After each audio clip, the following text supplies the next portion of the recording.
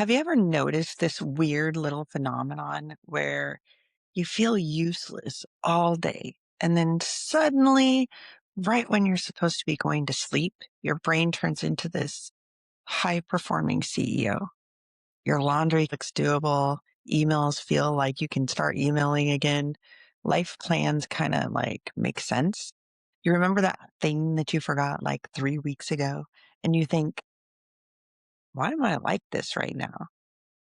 If you've ever had your best ideas, your motivation, your clarity, or your emotional breakthroughs while brushing your teeth at 11:47 p.m., you're definitely not alone. Today, we're talking about why so many people suddenly become productive right before bedtime, what's actually happening in your brain and your nervous system, and how to work with this instead of fighting yourself every single night.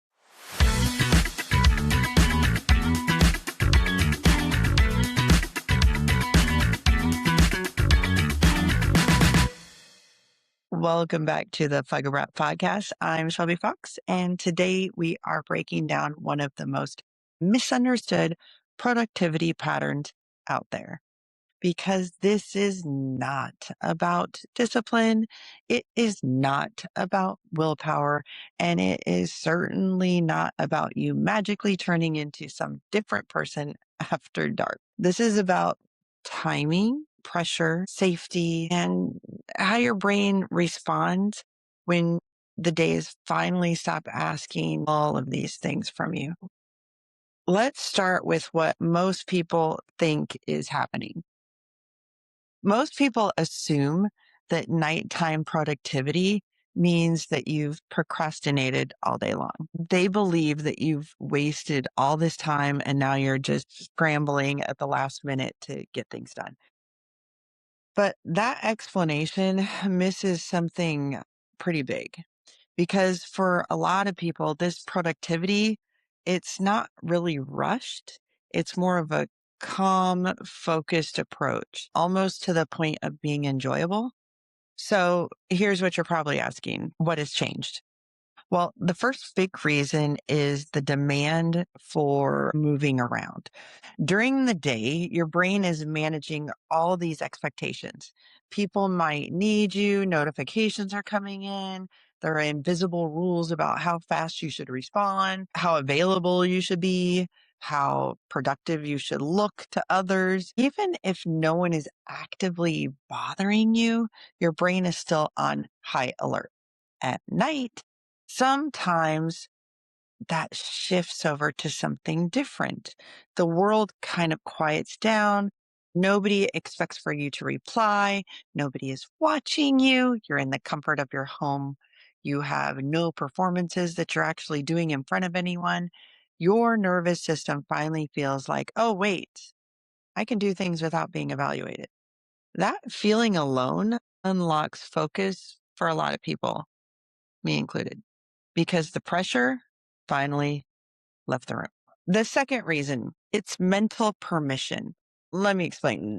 During the day, many people are carrying a background thought that sounds like it should be doing something else. So even when you sit down to work, your brain keeps scanning, just scanning everywhere. Should I answer that message? Should I be doing something more important? Am I choosing the right thing right now? At night, the options kind of collapse into just a single thing. Why? First of all, you can't run errands because most things are closed. You can't schedule meetings because that's gone too. You can't handle everyone else's needs because they're doing their own thing. So your brain finally goes into this one lane of focus.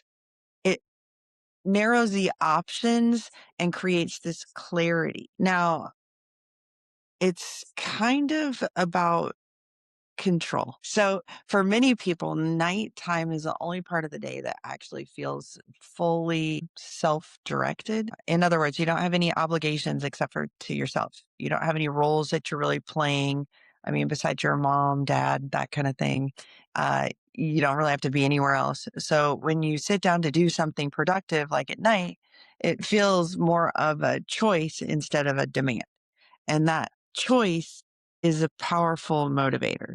Your brain is far more willing to engage when it feels like I want to do this instead of I have to do this. There's also a biological piece here. As the day winds down, certain parts of your brain reduce stimulation. Decision making, that pressure kind of lowers and your social vigilance drops. It creates this surprising sense of mental spaciousness. So you have less noise going on and more of a flow. That's why creativity, writing, planning, problem solving, it feels a lot easier at night. Your brain is no longer juggling the survival level of these inputs. So now sometimes nighttime productivity is also a response to delayed self time. What I mean, if your day was spent meeting everyone else's needs, your brain might push productivity into the only space that feels kind of protected. It becomes, this is my time. This is where I get to think. This is where I get to move forward.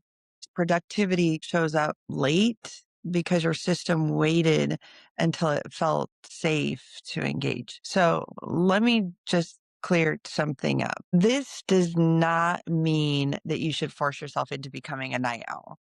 And it certainly does not mean that you should shame yourself into waking up earlier. What it does mean is your brain has preferences. Those preferences are shaped by pressure, by timing, by emotional safety, all kinds of preferences. If you try to maybe override it, you'll likely burn out. So, what should you do with this information?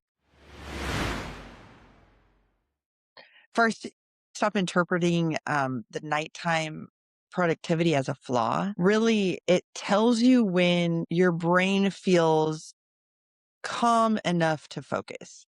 It tells you how pressure affects your motivation. It tells you what conditions might actually help you engage. This is valuable. Second, look at your daytime environment. Ask yourself, where am I carrying this unnecessary pressure? Or where do I feel watched or rushed?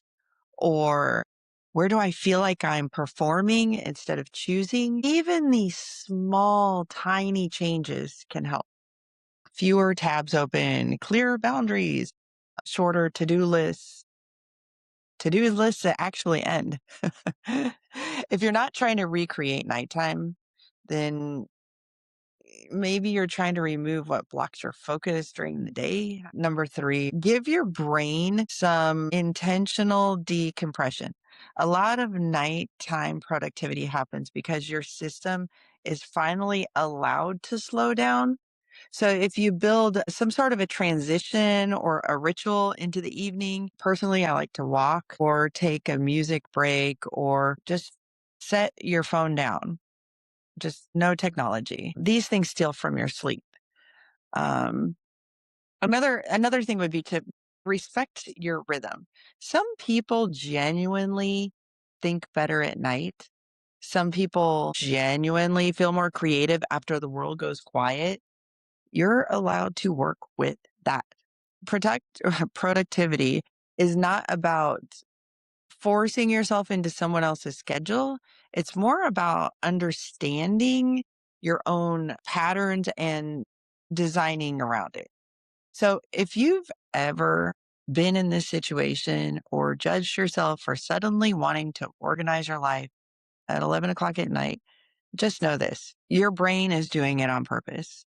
It's responding to a relief from noise, relief from pressure, relief from expectation. It's just calming down. Your brain is taking that deep breath and calming down. Is not proof that you're bad at managing your day. It's more of proof that your brain does its best work when it feels calm, when it feels like people aren't just watching your every move. When you understand what your brain needs, you stop trying to fix yourself and you start working with yourself. I will say, for me, the nighttime routine of calming down, taking a walk, maybe even having some light conversation with people, but disconnecting from your phone, from apps, from TV, it's going to help you a lot. It's going to give your brain a little bit of a break that your brain actually needs to declutter, decompose, and get on with your sleeping. Well, that's all I have for today. I'm Shelbi Fox. And remember, where you are is where it's at.